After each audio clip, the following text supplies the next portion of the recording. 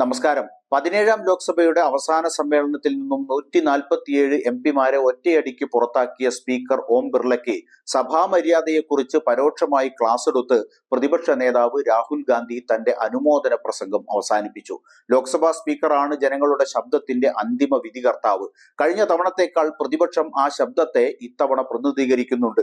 അക്കാര്യം മറന്നുപോകരുത് എന്ന് BJPയുടെ ഓം ബിർള ലോക്സഭാ സ്പീക്കറായി വീണ്ടും തെരഞ്ഞെടുക്കപ്പെട്ടതിനു ശേഷം നടത്തിയ അനുമോദന പ്രസംഗത്തിൽ രാഹുൽ ഗാന്ധി മുന്നറിയിപ്പ് നൽകി. നിങ്ങളുടെ ജോലി ചെയ്യുന്നതിൽ പ്രതിപക്ഷം നിങ്ങളെ സഹായിക്കാൻ ആഗ്രഹിക്കുന്നു. സഭ സുഗമമായി പ്രവർത്തിക്കണമെന്ന് ഞങ്ങൾ ആഗ്രഹിക്കുന്നു. പക്ഷേ സഹകരണം ഏകപക്ഷീയമാകരുത്. പരസ്പര വിശ്വാസത്തിന്റെ അടിസ്ഥാനത്തിൽ സഭാ നടപടികൾ നിയന്ത്രിക്കപ്പെടുന്നത് ഇതിൽ വളരെ പ്രധാനമാണ്. പ്രതിപക്ഷത്തിന്റെ ശബ്ദത്തെ ഈ സഭയിൽ പ്രതിനിധീകരിക്കാൻ നിയോഗിക്കപ്പെട്ട പശ്ചാത്തലത്തിൽ നിങ്ങൾ ഞങ്ങളെ സംസാരിക്കാൻ അനുവദിക്കുമെന്ന് എനിക്ക് ഉറപ്പുണ്ട് എന്ന് രാഹുൽ പ്രത്യാശ പങ്കുവച്ചു. സഭ എത്ര കാര്യക്ഷമമായി നടക്കുന്നു എന്നത് മാത്രമല്ല, അവിടെ ഇന്ത്യയുടെ ശബ്ദം എത്രത്തോളം ഉയർന്നു കേൾക്കുന്നു എന്നതുകൂടി പ്രധാനമാണ് എന്ന് രാഹുൽ ഗാന്ധി പറഞ്ഞു.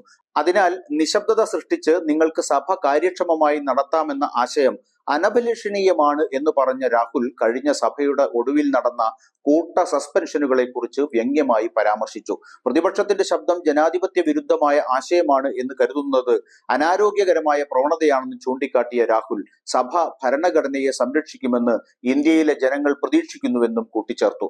പ്രതിപക്ഷത്തെ സംസാരിക്കാൻ അനുവദിക്കുന്നതിലൂടെ ഭരണഘടനയെ സംരക്ഷിക്കാനുള്ള നിങ്ങളുടെ കടമ നിങ്ങൾ നിർവഹിക്കുമെന്ന് ഞങ്ങൾക്ക് ഉറപ്പുണ്ട് എന്നും രാഹുൽ ഓം ബിർളയെ ഓർമ്മപ്പെടുത്തി.